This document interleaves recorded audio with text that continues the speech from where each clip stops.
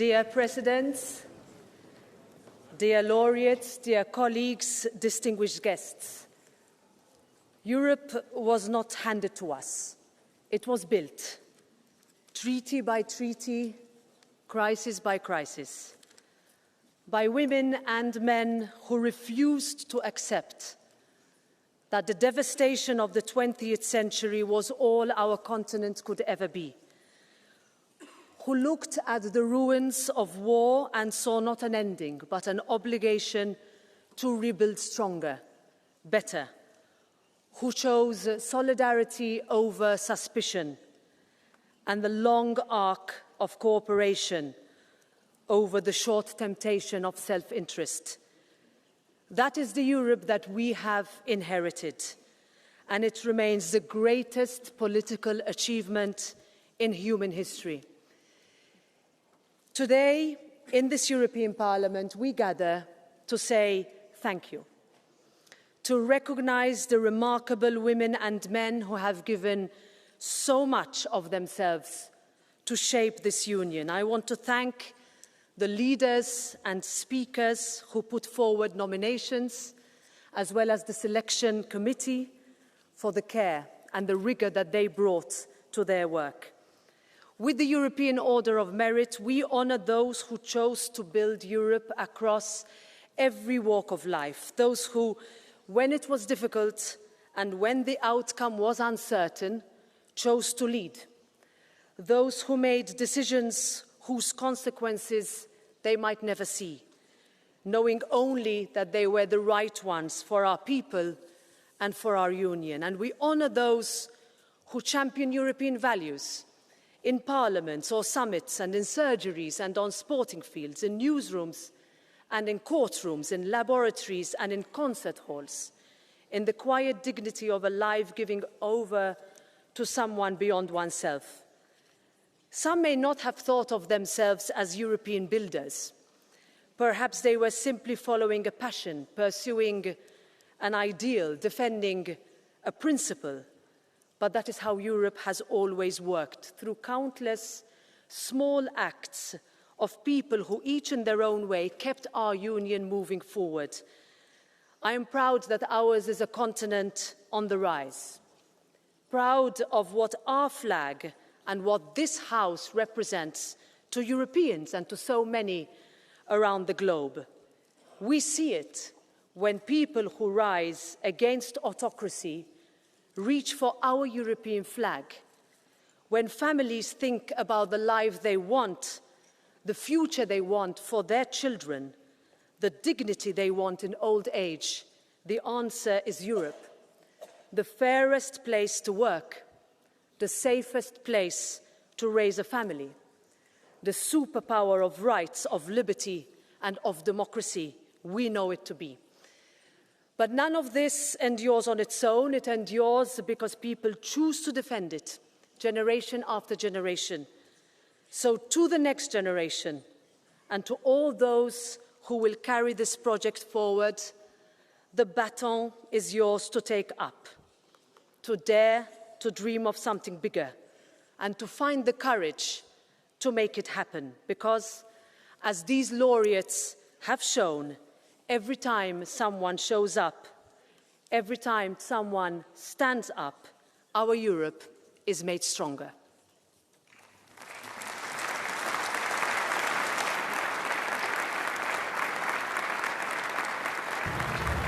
The European Union isn't just a place.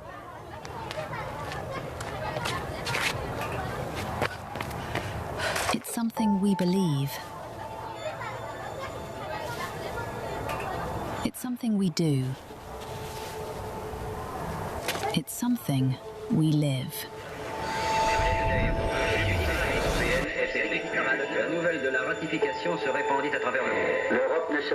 It began 76 years ago with an act of courage that became a collective vision, the manifestation of the improbable hope that emerged from the ashes of war. La séance constitutive du Parlement européen. Piece by piece, step by step, the choice was made again and again. No barriers between themselves. Carried on by people who kept showing up, who kept standing up, who understood that whatever our differences, together we are all better off. Even when hope ran low. Even when everything was under threat.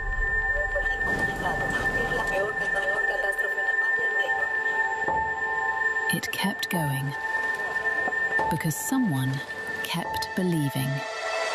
Someone chose to step forward. And someone still does.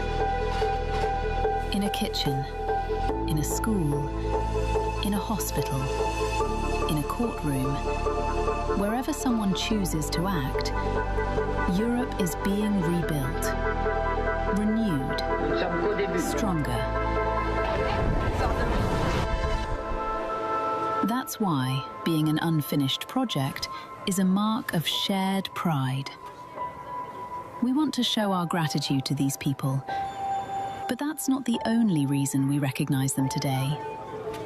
Because, in the end, why do we honor acts of courage and inspiration? So they can begin again in someone else.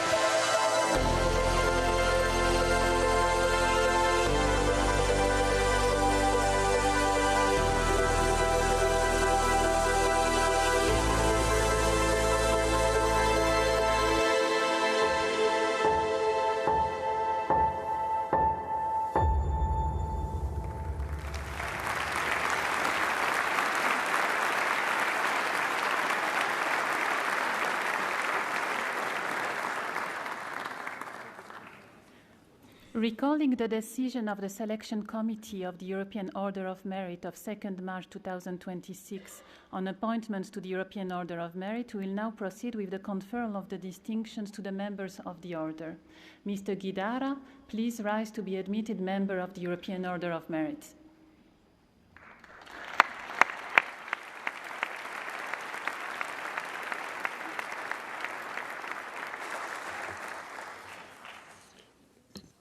Pour le renforcement des capacités juridiques, for the strengthening of legal capacities, institutional and administrative strength, and having supported the accession and participation of Croatia effectively into the European Union, and for your role in creating the University Passerelle, which is a long-standing administrative cooperation between Croatia and France, amongst others, and for your legal expertise and European administrative expertise.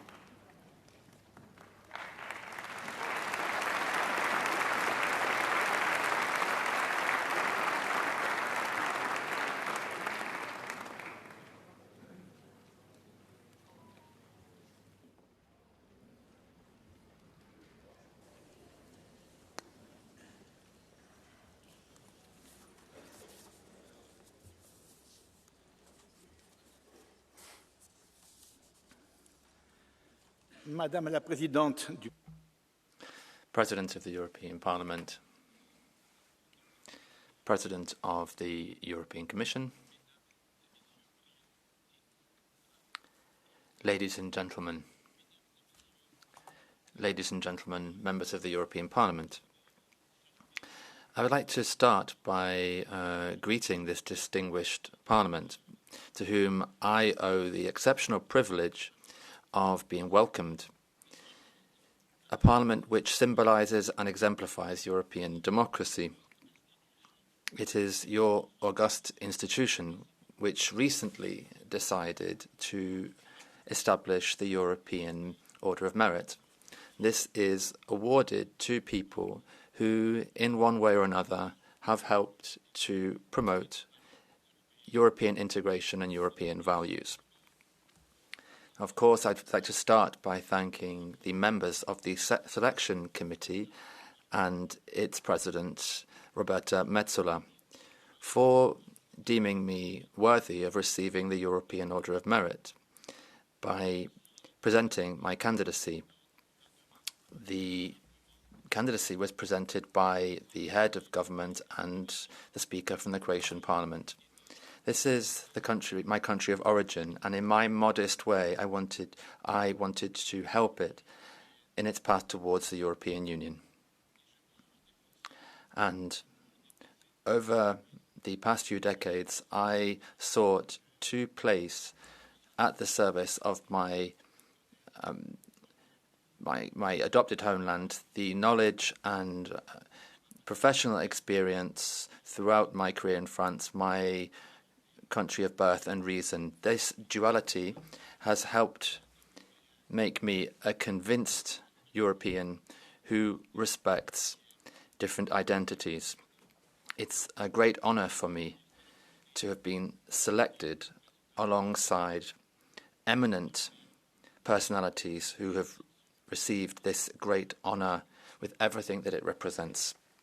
To conclude, I would like to reiterate my gratitude to all of the people to whom I can be grateful for this award, with my family as well, who I was keen to include in this event, which will forever remain etched in our memories. Thank you.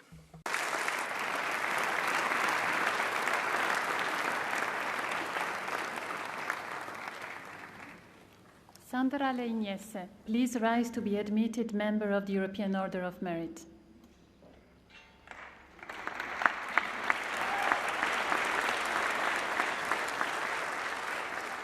Szanowni Państwo,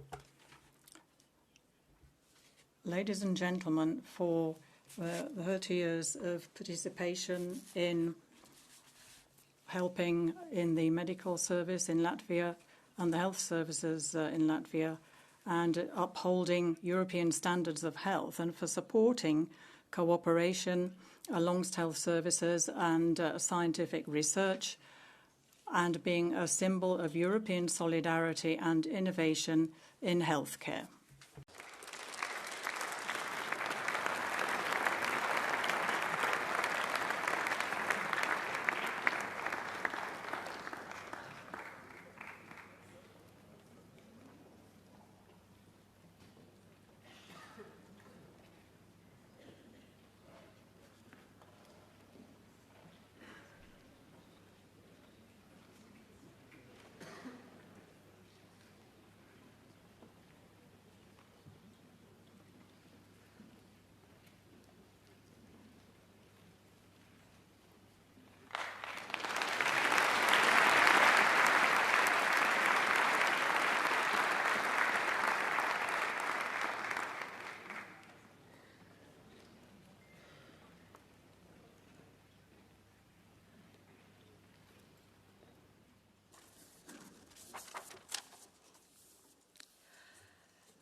Highly esteemed Madam President of the European Parliament, ladies and gentlemen, to be admitted to the Order of Merit as one of among the first 20 nominees, it is a great honor and deeply personal experience to me.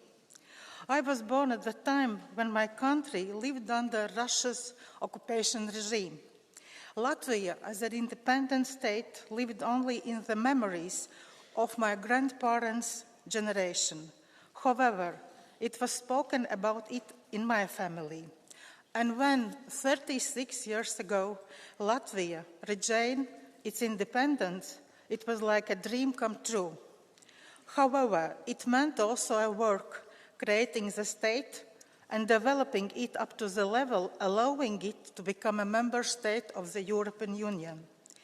People could do this by becoming involved in political parties and processes, but there was also another way to doing it, by achieving excellence in one's profession, thus reinforcing the shared European values.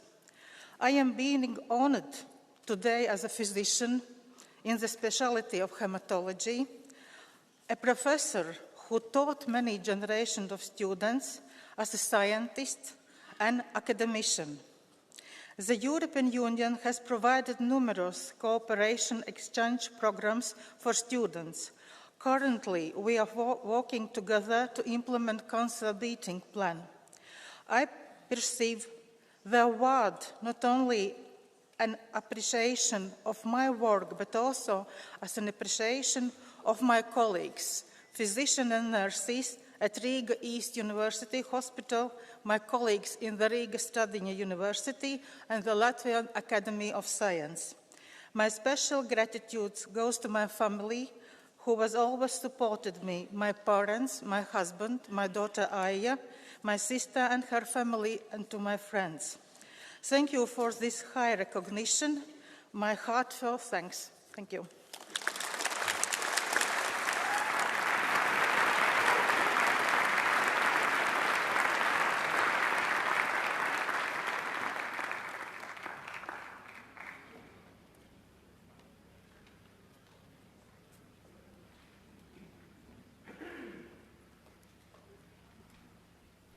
Oleksandra Matviichuk, please rise to be admitted member of the European Order of Merit.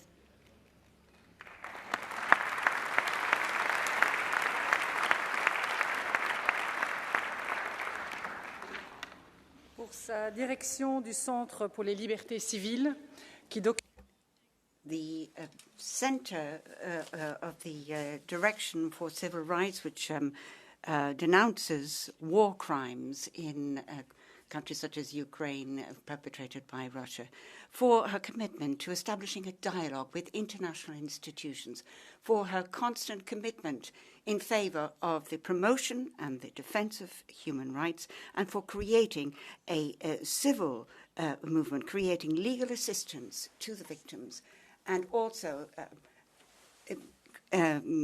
surveying all the crimes which have been committed in Ukraine.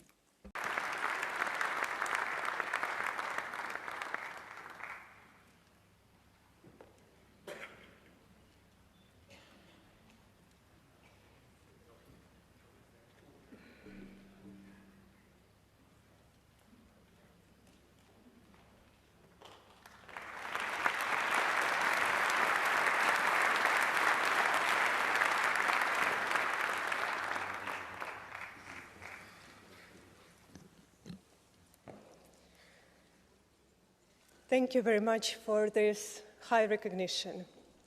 It's an honor for me to address this distinguished audience. I would like to say just three things. First, I'm from Ukraine. For 3 centuries, we were in shadow of Russian empire. And I'm here to say, Europe, we are back. We are returning home to European value dimension.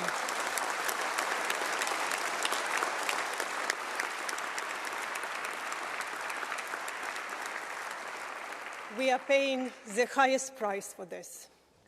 Second, Putin started large-scale war, not just to occupy one more part of Ukrainian land. He sees Ukraine as a bridge to Europe. His logic is historical. And that is why people in other European countries, they are safe only because Ukrainians are still resisting and don't let Russian army to move further. And that is why Ukraine is an integral part of European security.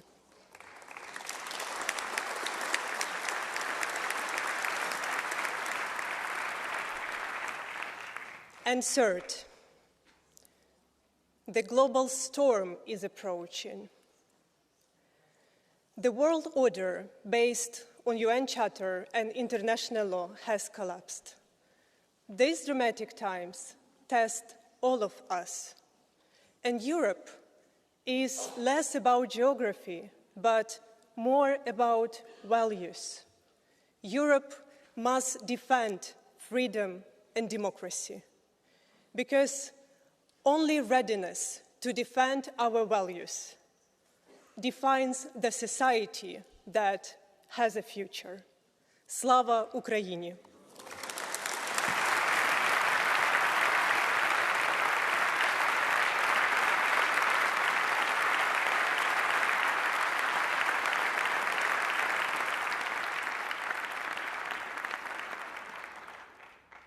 Viviane Reding, please rise to be admitted member of the European Order of Merit.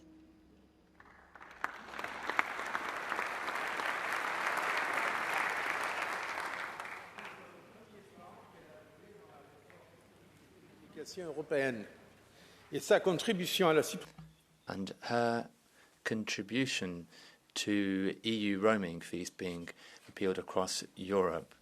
She was also Vice President of the European Commission and helped strengthen the area for justice and freedom in the European Union and judicial cooperation. She also participated in helping education and culture progress across Europe and student mobility as well through Erasmus. She also bolstered the key media and culture programs in the European Union.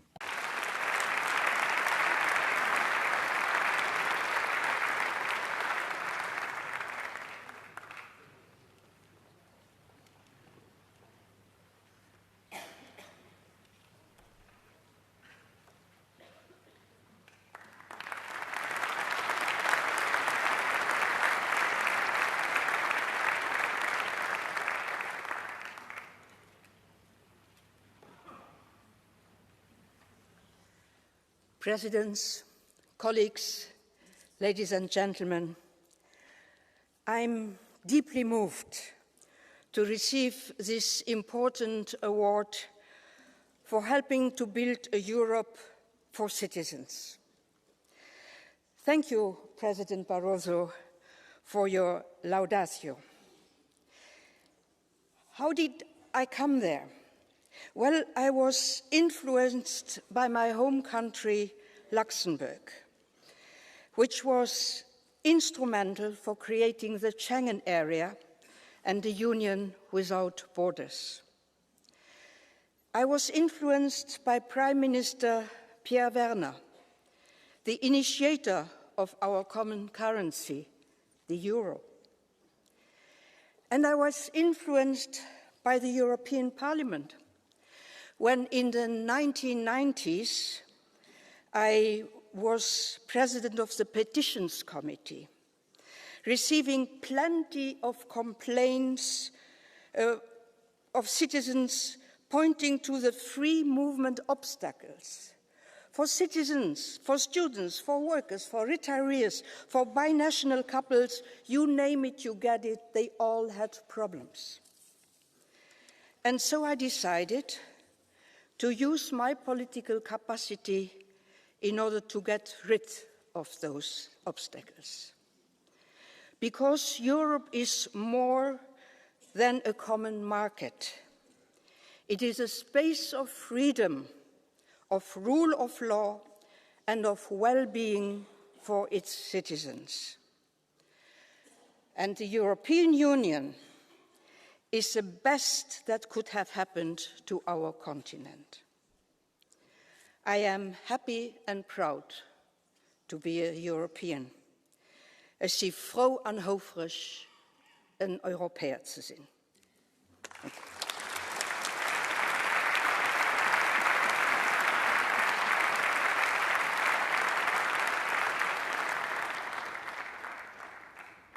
Three further laureates appointed as members of the European Order of Merit could not be with us today. Their distinction will be conferred at a later date. Today, we recognize their invaluable contributions to the European Union. José Ramón Andrés Puerta. José Ramón Andrés Puerta from the World Central Kitchen Foundation and his use of gastronomy as a vital aid for those communities who are in need, and for the role that he has played in humanitarian assistance across humanitarian crises across the world, and for promoting the principle of solidarity and compassion. Giannis Antetokounmpo, for his commitment to give worldwide recognition of European excellence in the world of sport, and for strengthening European culture thanks to his success as a basketball player, and for his support of the European values of equality, inclusion, and promoting opportunities for young people and spreading awareness of mental health through sport. And Bono, together with The Edge, Adam Clayton and Larry Mullen Jr., for their unique combination of cultural excellence and social commitment, which we see in Europe using what they do as a creative force, and for their community of shared values, for promoting peace, freedom, and solidarity, for promoting a shared European identity through their music and their humanitarian action.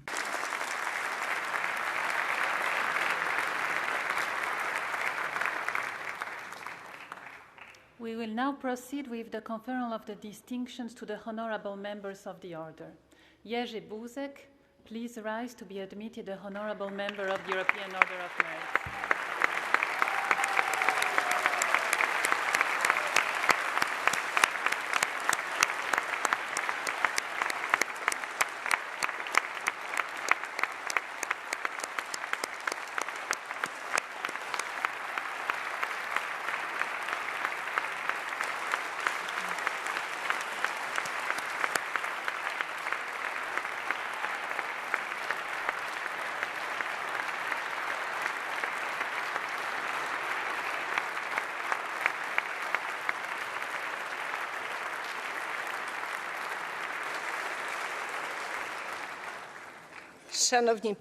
Ladies and gentlemen, for the efforts as your role of Prime Minister for integration of Poland into the European Union and NATO, for being the leader of European integration as the President of the European Parliament, and leading to the creation of, from the period of the Nice Treaty to the Lisbon Treaty, for your efforts to help reform and strengthen the European Parliament.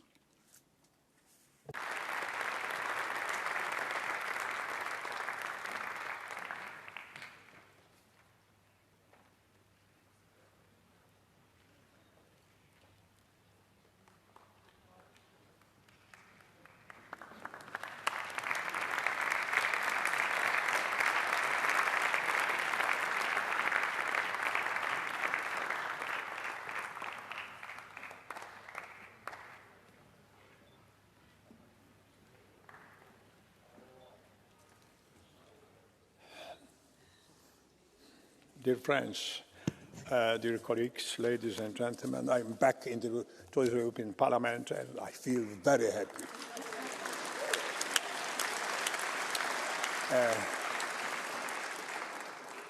If I could change to my mother tongue, it would be much easier for me.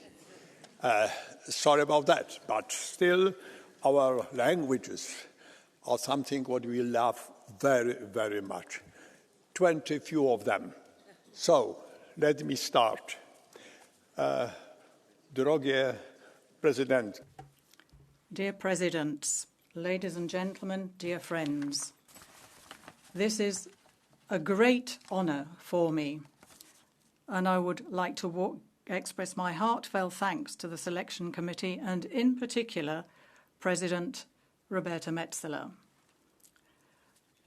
I view this distinction as a tribute, a recognition of the European Parliament and to all of us, our work that we've done together. And it's thanks to you that I spent 2 decades here. So thank you very much. Thinking ahead to the future, I think we have to say clearly the world that we lived in, benefiting from the peace dividend, cheap gas, safe trading with China, and where the United States were there to defend us, well, that world no longer exists. And given these circumstances, we have to rethink and strengthen the extraordinary project that is our European Union. As Robert Schuman said, Europe has always been a project, a dream, a game of imagination. It was a similar situation in Poland 45 years ago at the first Solidarity Congress that I had the honour to lead. Then we had a dream of a free, sovereign, democratic Poland. And that dream, thanks to millions of people and the great leadership of Lech Wałęsa, came true.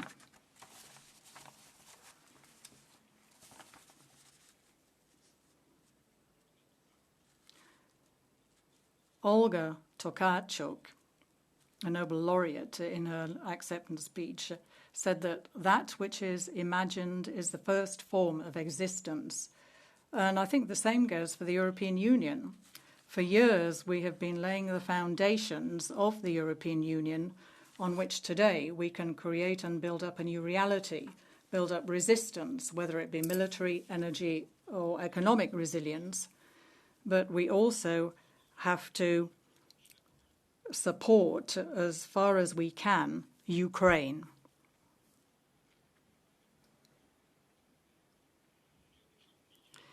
I think our citizens have to see that the Union can provide security, jobs and prosperity for them, and they have to believe in Europe. And Europe has always been strong when it has been able to imagine a better future for itself and to build it together in solidarity. So let us be brave and dream and act responsibly. Thank you very much.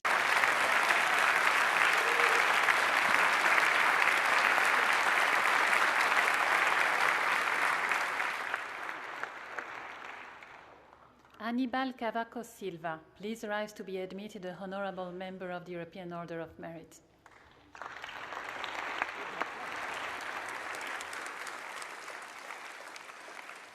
Pela sua liderança como primeiro-ministro e Thank you for his leadership as Prime Minister and as President in the first decades that Portugal was in the European Union, for his contribution to the negotiations for the Single European Act, the Maastricht Treaty and the Lisbon Treaty, for his democratic legitimacy in the European project, and for his contribution to a more united and stronger Europe.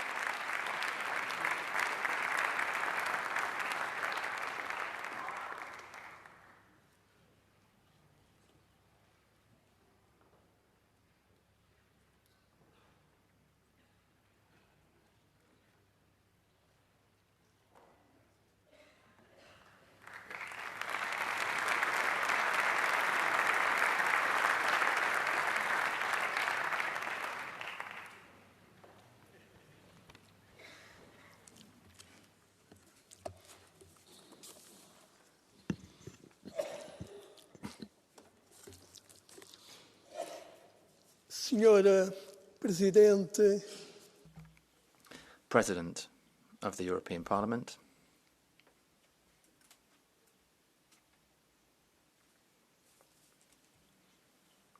President of the European Commission,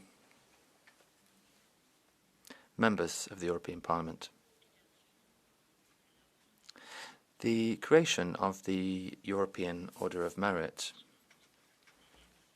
reflects the success of the integration project that started in 1957, and it shows trust in the future of a union which defends the values of peace, freedom, democracy, and respect for human rights, and which includes among its objectives solidarity between member states. The founding fathers, Robert Schuman, Jean Monnet, and others,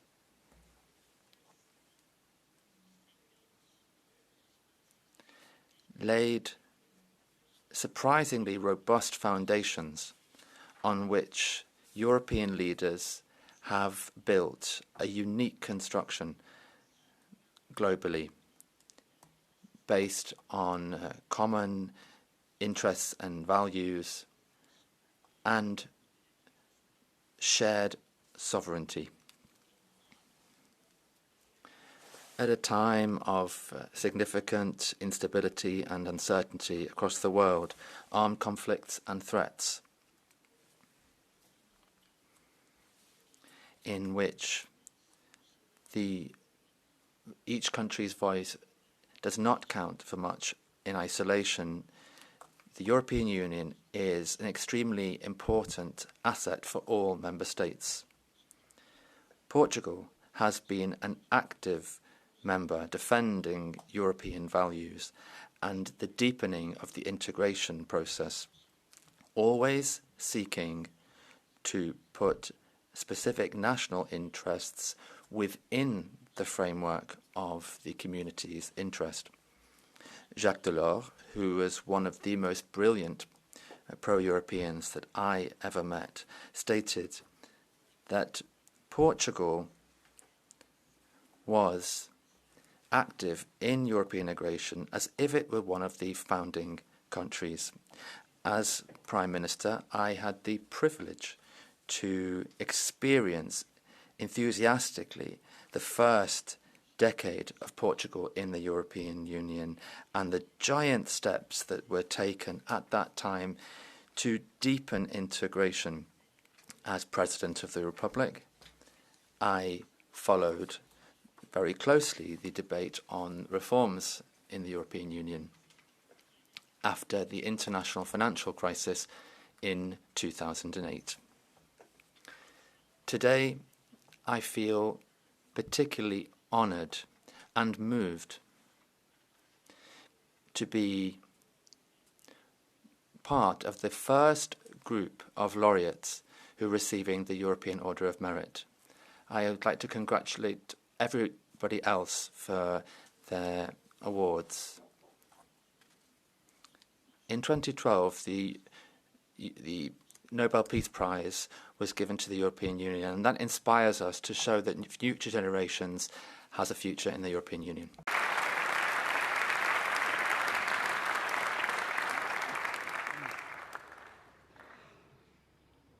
Your Eminence, Cardinal Pietro Parolin, please rise to be admitted a honorable member of the European Order of Merit.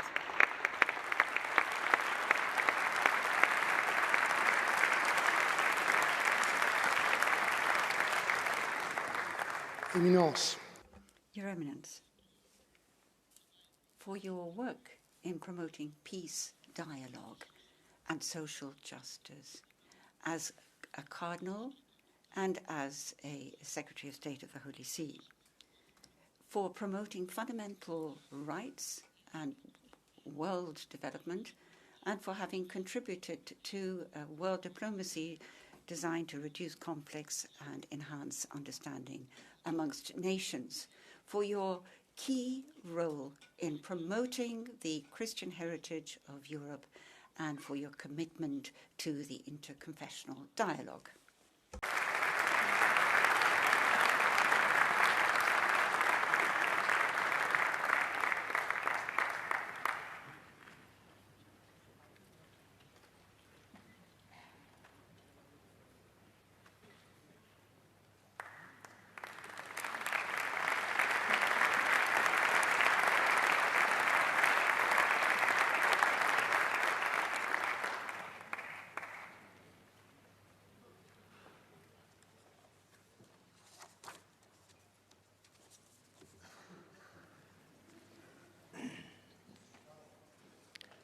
Signora Presidente.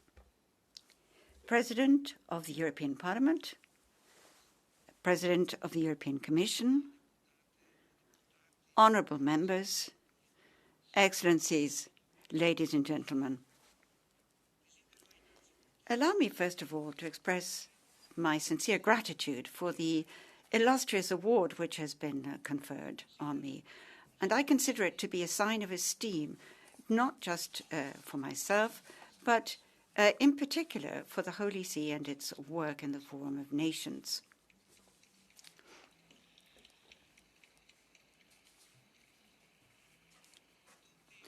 I also wish to extend to all of you the greetings of His Holiness Pope Leo XIV. The decision taken by the European Parliament to create the European Order of Merit was taken last year in conjunction with the 75th anniversary of the Schuman Declaration of the 9th of May, 1950. And this takes our thoughts to the illustrious founding father, for whom the process of beatification is currently ongoing within the Catholic Church. In the aftermath of the tragedy of the Second World War, Schuman had the fortunate intuition, and here I quote him, "World peace cannot be safeguarded," he said, "without the making of creative efforts proportionate to the dangers which threaten it." So still today, at a time when more conflicts are breaking out, the European Union represents those creative efforts which Schuman referred to, and it has enabled the continent to live one of its longest periods of peace.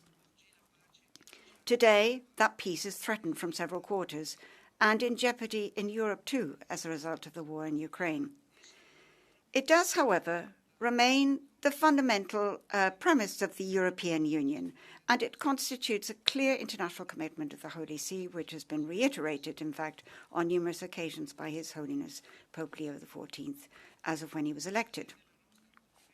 At the basis of our peaceful coexistence, there are values which are rooted in the Christian history of Europe, to which the founding fathers bore such eloquent testimony. Among them, there's first and foremost the affirmation of human dignity, which is inviolable and must always be protected at all phases of life.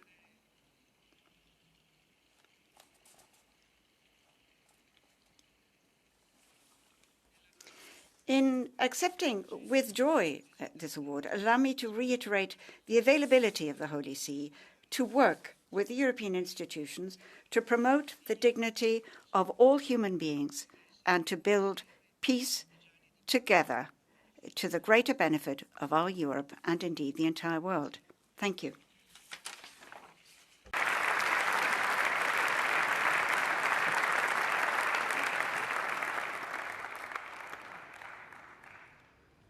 Your Excellency President Maia Sandu, please rise to be admitted a honorable member of the European Order of Merit.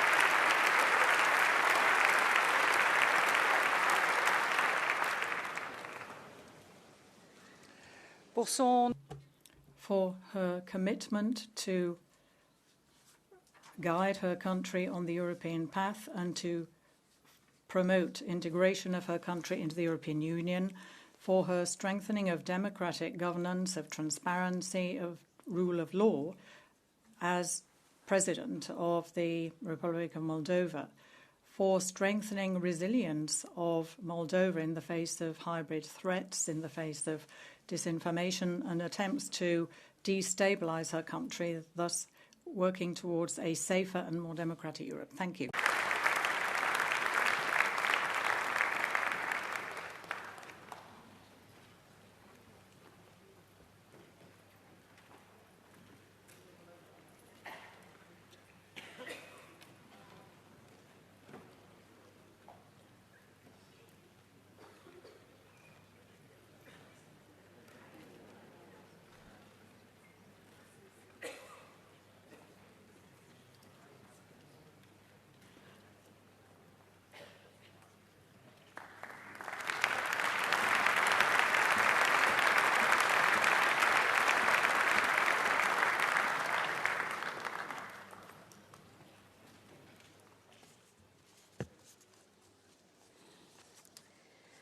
President Metsola, President von der Leyen, distinguished laureates, honorable members of the European Parliament, thank you for the honor of the European Order of Merit.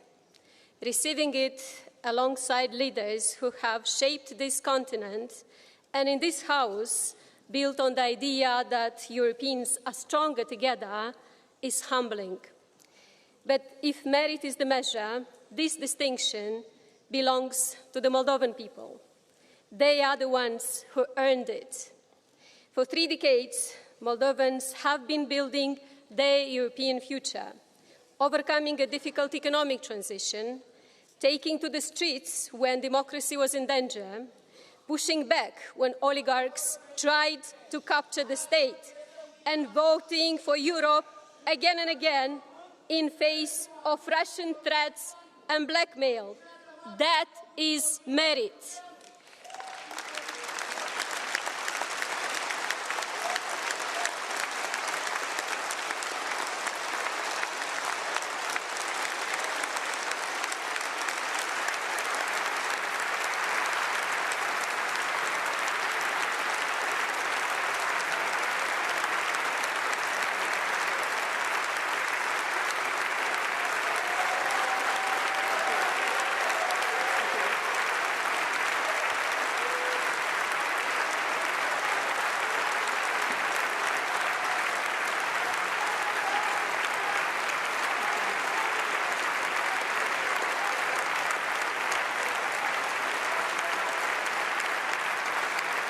It is. Thank you very much.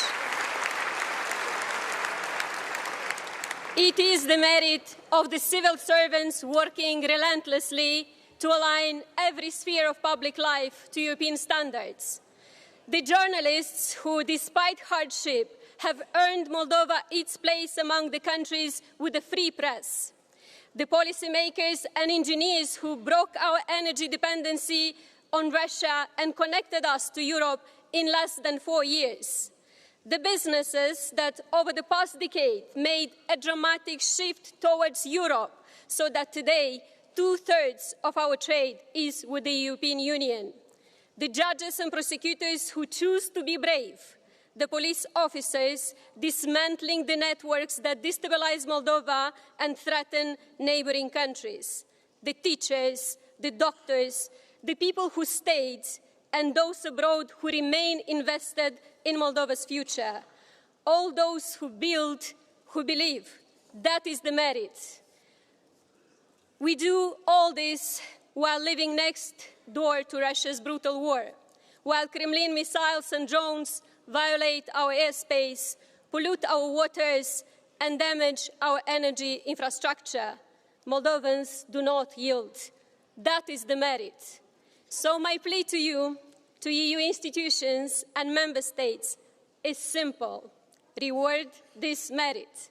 Let Moldova move forward in its European journey. Thank you.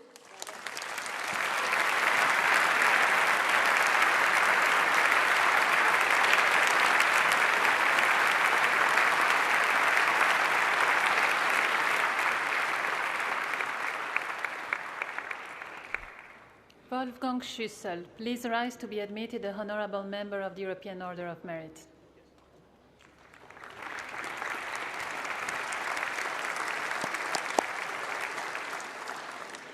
For his leading role in Austria's accession to the European Union, for advancing enlargement as Federal Chancellor, and for supporting the integration of new member states in the European project, for championing the European perspective in the Western Balkans, and for his continued commitment to a stronger, more united and more sovereign Europe.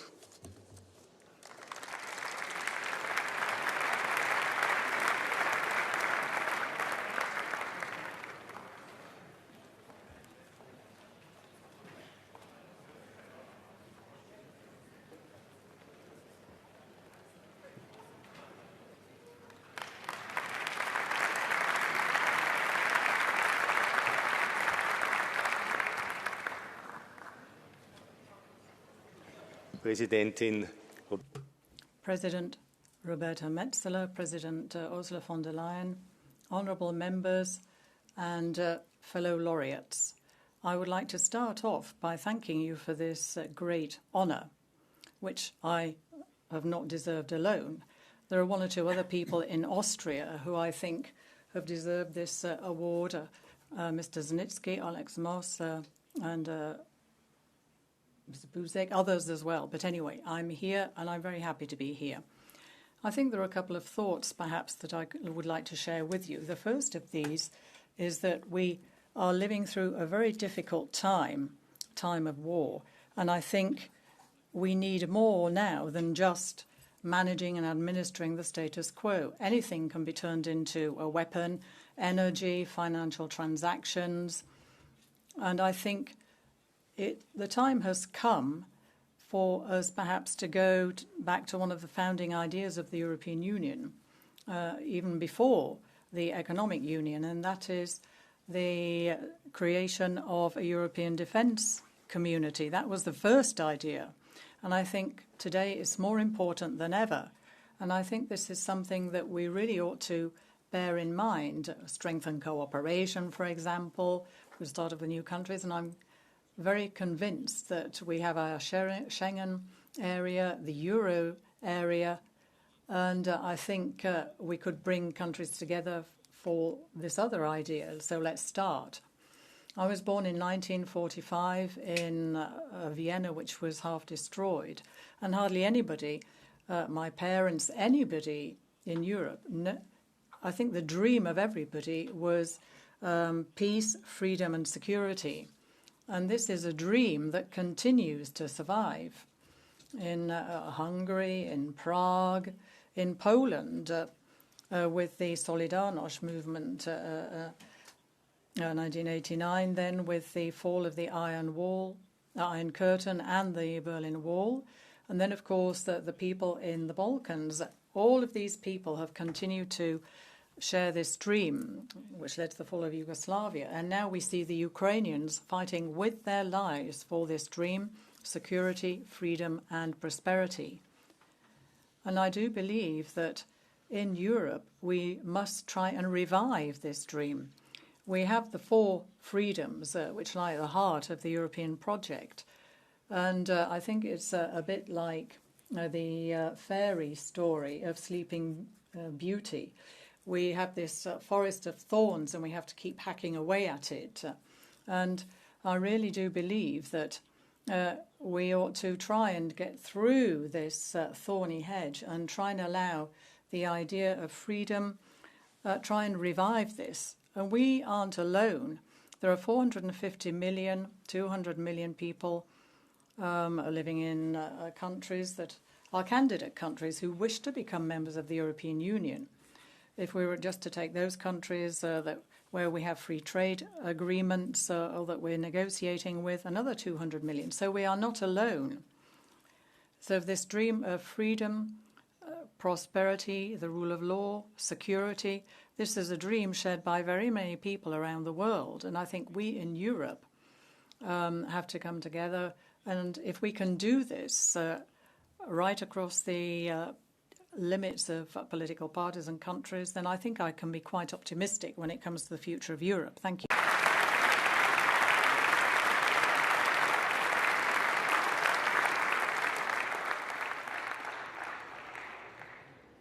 Javier Solana, please rise to be admitted the Honorable Member of the European Order of Merit.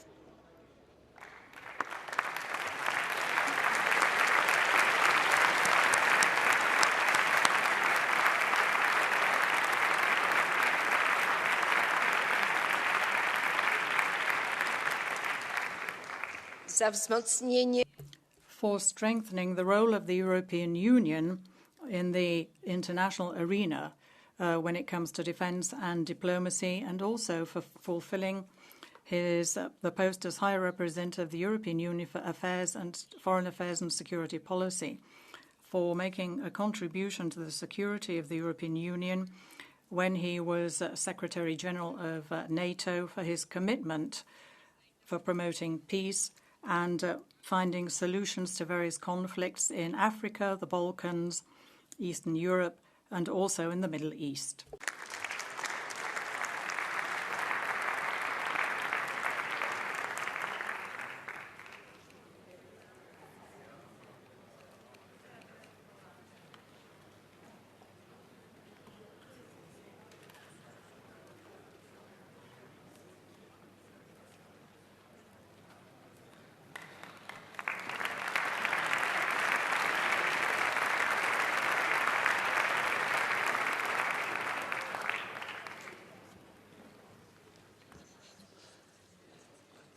vais a permitir que hable en mi lengua.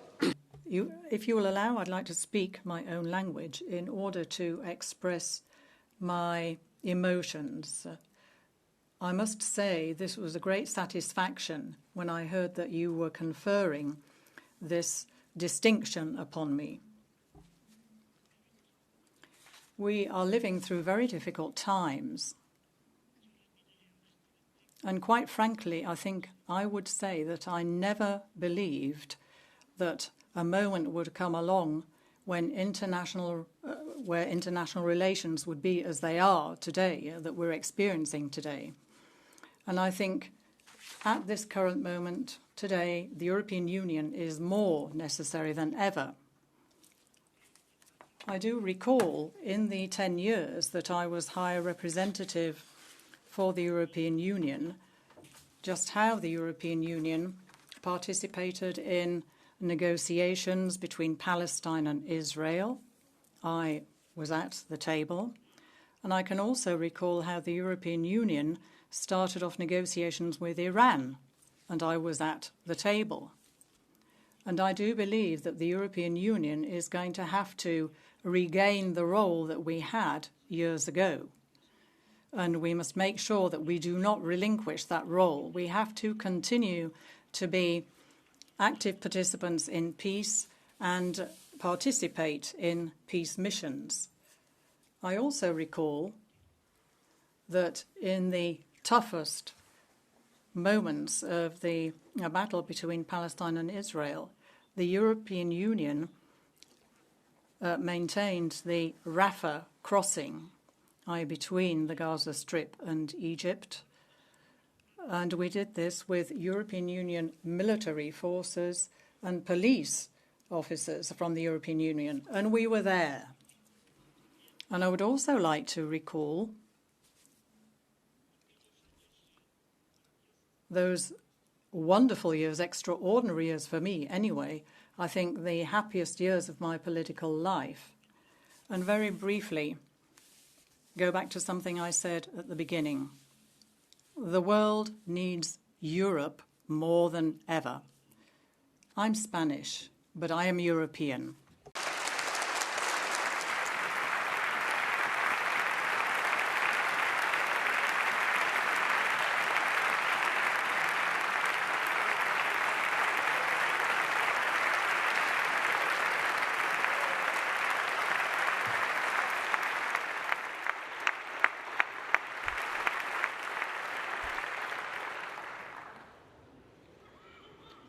Jean-Claude Trichet, please rise to be admitted a honorable member of the European Order of Merit.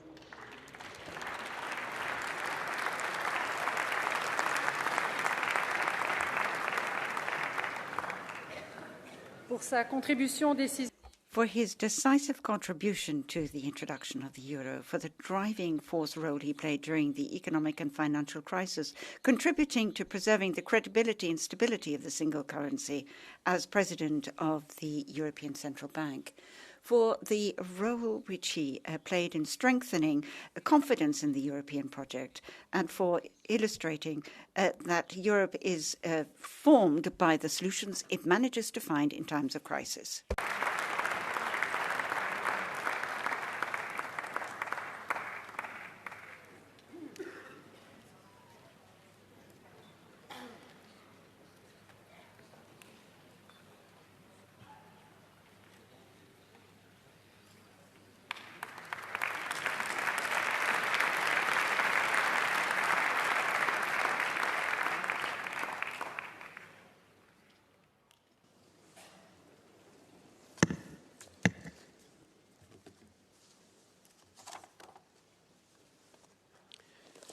Je vais moi aussi m'exprimer. I too would like to speak my own language, if you don't mind. President of the European Parliament, ladies and gentlemen, members of the Selection Committee, and honourable members, I am very moved every time I appear before the Parliament in its entirety, and it happened to me at least 8 times during my term of office. So thank you so much to the European Parliament for conferring this honour to me, and through me it is bestowed on all the staff members of the European Central Bank ever since it was created. I've always found the European Parliament, before which I spoke more than 40 times, I've always found it to be deeply committed to defending the integrity of the Union, particularly during the major economic and financial crisis, which went from 2007 to 2011. It was this moral and political support from Parliament, the determination of all states and European institutions, and the bold action of the ECB, I believe. All of this ensure that no country leave the Eurozone, despite the speculative attacks against Greece, Ireland and Portugal in 2010, and then against Spain and Italy in 2011. But what is even more remarkable is that not only did no country leave the Eurozone, but during my term, in the middle of a global crisis, I was able to welcome 5 new countries: Slovenia in 2007, Malta and Cyprus in 2008, Slovakia in 2009, and Estonia in 2011. In the middle of the European sovereign debt crisis, they will join the Eurozone. 5 countries in a crisis successfully weathered the storm, and 5 new countries joined the Eurozone during the most difficult period since the Second World War for Europe and indeed the world. What an illustration of Europe's historical dynamic spirit. When I was appointed in 2003, there were 12 of us. There were 17 of us at the end of my term in 2011. Now, the euro is the federal currency of 21 countries. During the crisis, the ECB recognized the need to be audacious. Indeed, I suggested that there be a Eurozone finance minister, and that the European Parliament should have the last word in cases of disagreement between a country and the European institutions, the Commission and the Council. And I described that at the time as strengthening the executive and legislative powers in the event of a crisis within the Eurozone, as the activation of a federation in exceptional circumstances. So it already appeared necessary at the time that Europe be brought towards a true federation. And it's even more evident today. We've heard this today.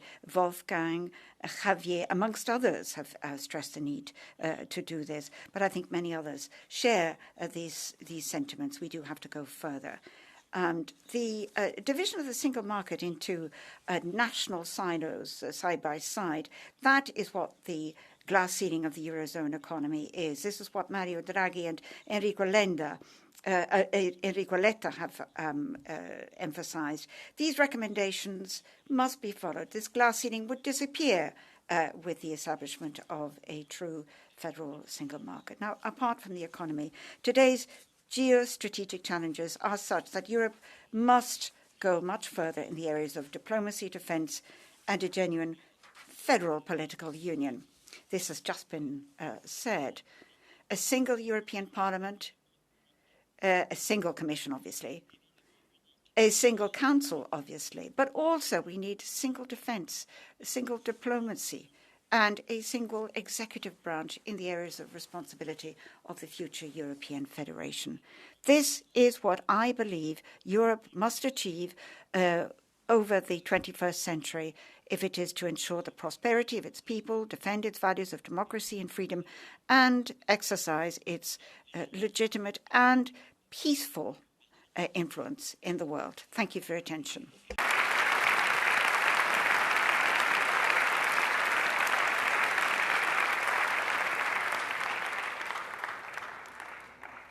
Three further laureates appointed as honorable members of the European Order of Merit could not be with us today. Their distinction will be conferred at a later date. Today, we recognize their invaluable contributions to the European Union. Valdas Adamkus, for his leadership as President of the Republic of Lithuania and for his pivotal role in advancing Lithuania's accession to the European Union, for championing European values, democracy, and peace. Sauli Niinisto, for his leadership as President of the Republic of Finland and Speaker of the Parliament of Finland, for promoting European unity, preparedness and a comprehensive approach to security and defence, for his diplomatic skill in guiding Finland into NATO, and for contributing to the development of the European Economic and Monetary Union. Mary Robinson, for her leadership as President of Ireland in advancing equality, justice and human rights, for her commitment to vulnerable communities and to a more just and sustainable world, including in her role as United Nations High Commissioner for Human Rights.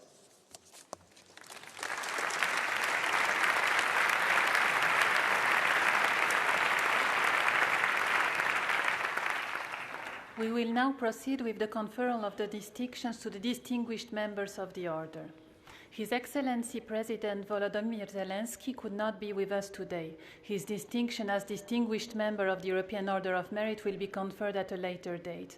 Today, we recognize his invaluable contributions to the European Union.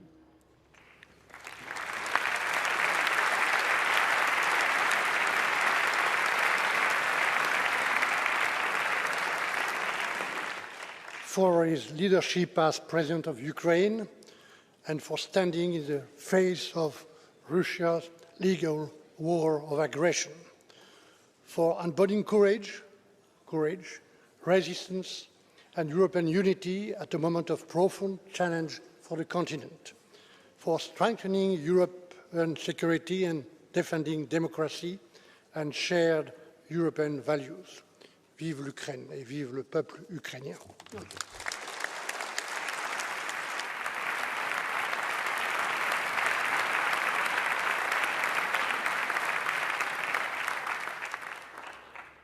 Lech Wałęsa, please rise to be admitted a distinguished member of the European Order of Merit.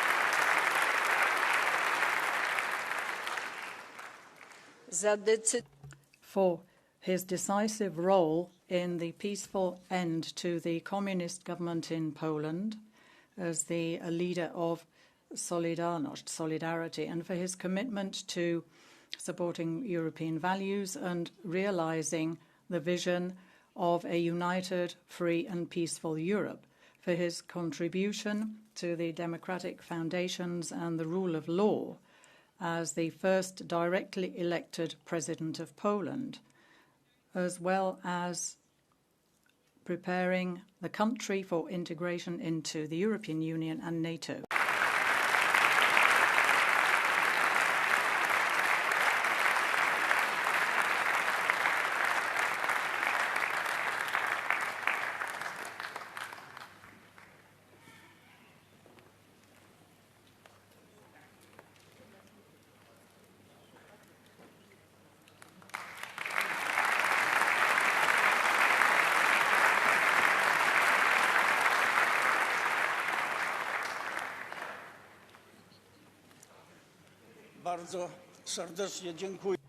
Thank you very much.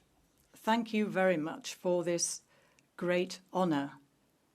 But I am accepting this as a recognition for the efforts and the fight of solidarity which I led. I must say what I would very much like to see is that the European Union and successive generations of its form were successful. And obviously, I've always wanted to make a contribution to this. Sometimes it was more difficult, it didn't go so well, but I've always wanted to say that if there are problems, you have to tackle them pragmatically and practically. And I think the fight at the time looked a little different.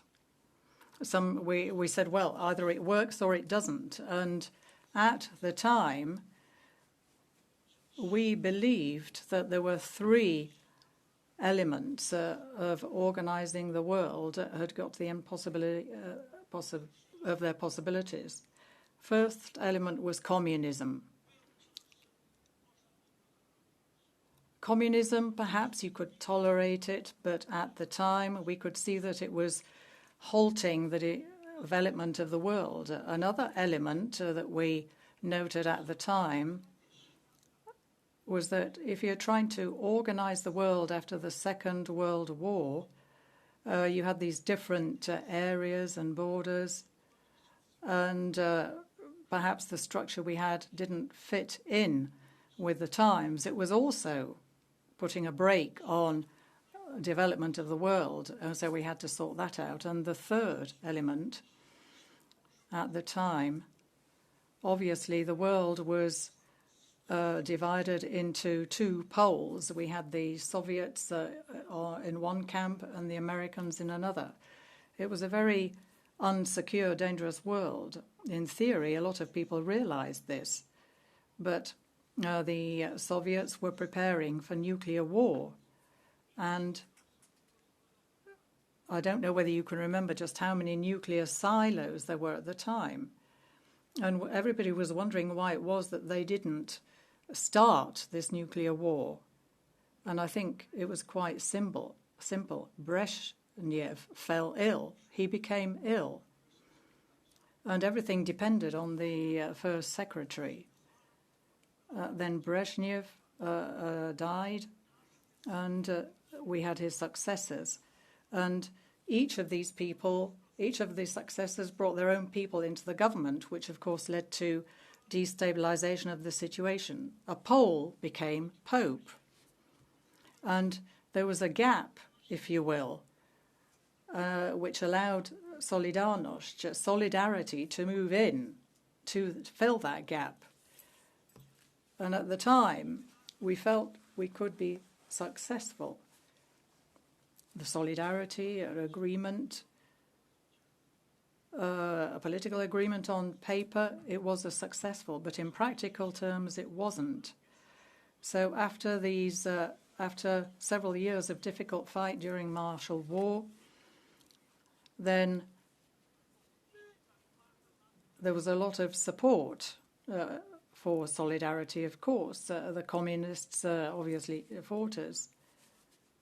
And then the suggestion was to try and bring us into power. And from the million we were, then we grew into far more. But the communists had their plan to try and end solidarity. So we had this battle that we had to fight in practical terms. We had to convince the West that Poland should come into the European Union. And obviously, we indicated that there wouldn't be any problem for this, that we would obviously prepare ourselves for this. And then there was another element. We had to, as I said, persuade the West that this is what we wanted. And then there was a meeting in the great city of Prague. Václav Havel invited us along to this meeting. And this was a seal on the success of solidarity. And then Bill Clinton supported us. And he helped with the path to becoming members of NATO. Clinton helped us, otherwise it wouldn't have been possible. And so the situation was similar to that in Ukraine. And we had a good treaty. We had all sorts of guarantees. And how did all of this end? Well, if we had not been practitioners, if we had not had practical guarantees to allow solidarity to be successful, well, what would have happened? Why did we do all of this? Well, ladies and gentlemen,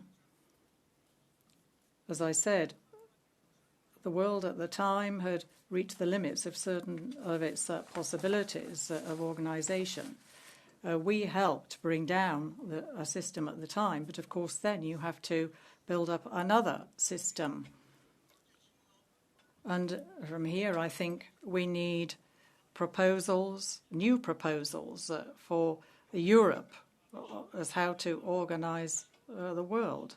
We have these new technologies, and if we take a look at what's happening around the world, there are three main powers, main countries, and we've got Russia, China, and the United States who are trying to steer the course of how the world develops. If Russia manages to rule Ukraine, then obviously that is going to determine the course of how the world goes, and we have to prevent this. So I think we have to look at the practical development of the world and face up to the challenges we're facing when it comes to the way in which the world evolves. But we have to look at what's happening around the world practically, in practical terms. The world has to be organised practically, and this was what lay behind the movement of solidarity. At the time, nobody really believed this. So what we have to do now is persuade each other what we have to do. So we have to discuss, persuade each other just what the world should look like, how it should be organised. And we have to make sure that we take the right solution, the right decision, and help the way in which the world develops. If we can't do this, then we will end like other civilizations that used to exist previously.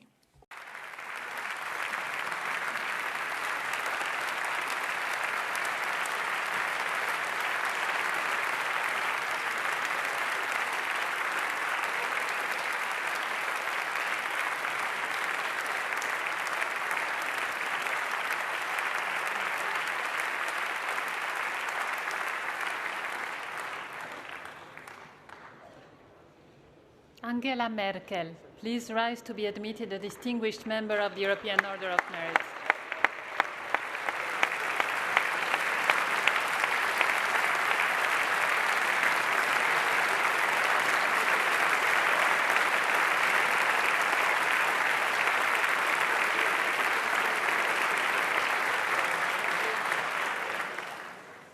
For her steady and principled leadership in the advancement of the European Union as Germany's federal chancellor for over 16 years, for the decisive role she played in the adoption of the Treaty of Lisbon, and for her unwavering commitment to European integration and shared values, for bridging Europe's East and West, and for strengthening Europe's stability and cohesion.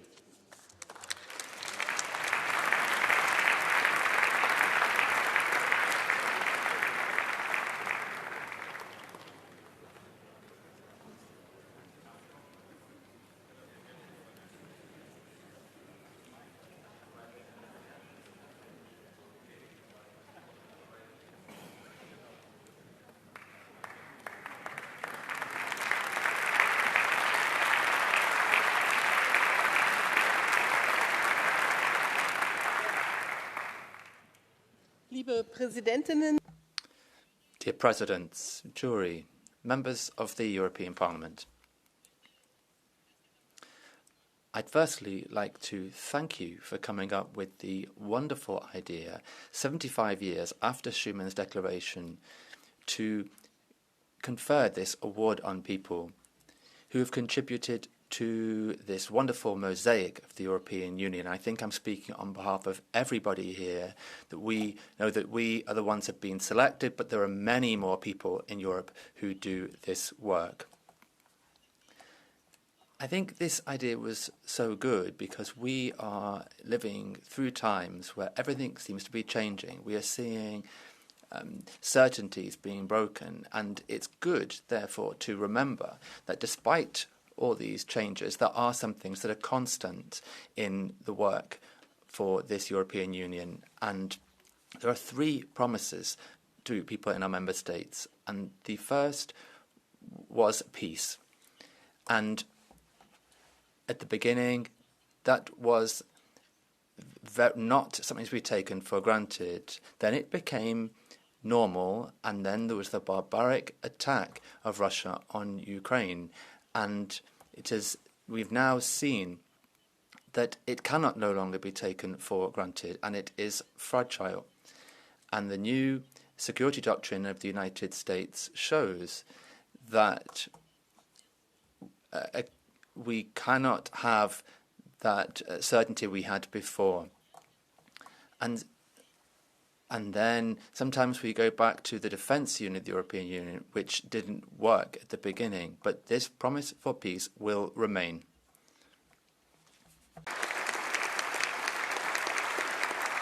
The second promise is also under pressure, and that is for prosperity, a promise of prosperity for our citizens. And if you go back to 2000, when in Lisbon the heads of government stated that Europe should be the strongest and most science-based continent in the world. And we are far from that goal, and there's a lot of work that you have to do in order to get closer to that promise. We want to see economic prosperity, but if we don't have that, we won't be able to protect the climate, we won't be able to ensure biodiversity. This means that sustainability and economic success are prerequisites for European citizens seeing Europe as an added value. And this is why it was so important that Mario Draghi, in his competition report, stressed where the potential in Europe lies. And I am sure that you will manage to work on this both here in Parliament and the Commission and the European Council, of course. And the third promise is that of democracy, human dignity, human rights, the dignity of every single person, minority rights, and multilateral cooperation in the world. There's no freedom without democracy, and democracy is also under pressure. And one area where the European Union is a pioneer is the development of social media. This is where truth can be told as lies, and lies can be told as truth. And this is jeopardizing information across Europe. And then this is being increased by the development of artificial intelligence. So I can only encourage you to continue regulating the social media, what is supposed to be social media, and also on artificial intelligence. Perhaps mistakes will be made, but we learn through mistakes. But to believe that responsibility for spreading information is no longer necessary, that there should be no accountability for lies, then that would undermine democracy.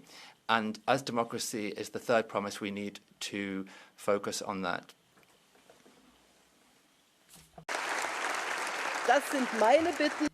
So these are my requests to those in responsibility now. We've had 75 years of European thought, peace, prosperity and democracy. Thank you.